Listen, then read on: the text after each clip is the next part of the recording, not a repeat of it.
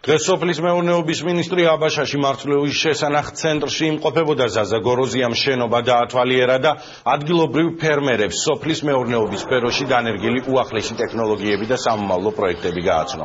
ცენტრი, რომელიც 75,000 ტონა მარცვლეულს იტევს, კულტურების მოსავლის პირველად დამუშავებას, გაწმენდას, დამართულას და შესაბამის პირობებში შენახვას უზრუნველყოფს.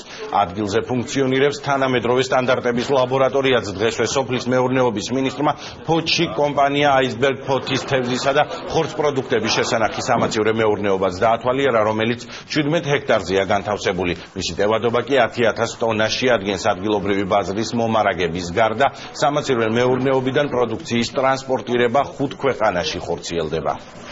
ყველა მაცივრი, რომელიც არის დღეს ფოთში, არის პრაქტიკულად მაქსიმუმზე მუშაობს და მიდის ყოველდღიურად ახალ ინვესტორების ჩამოსვლა, რომლებსაც უნდათ რუსეთის ხაზის, პრიბალტიკის ფასის, ბალტიისპირეთის ფასის ხაზის გადმოტანა საქართველოზე სამეგრელოს მოსახლეობას ჩვენ აუხსნით თანამედროვე ტექნოლოგიები, რა არის შესაძლებელი, რაც თავაზობს სამინისტრო, იყო გამოთქმული ახალი იდეები, რომელსაც სამინისტროც გაითვალისწინებს. 8,000 ტონამდე პროდუქტი გვიწვია საწყვეტში, რაც ჩვენი აზრით განაპირობა ამ ბოლო 2 წელიწადში ქალაქ ფოთში, ფოთის პორტში და განხორციელებმა ცვლილებებმა ძალიან გამოფრინვალ მინისტრთან შეხვედრით, რომ ბევრი რაღაცა ისეთი საკითხები, რომელიც ჩვენ ინფორმაცია გქონდა ზოგადად, არა, უფრო კონკრეტულად აგვიხსნა. მე დავწუნდი ერთ რამეში, რომ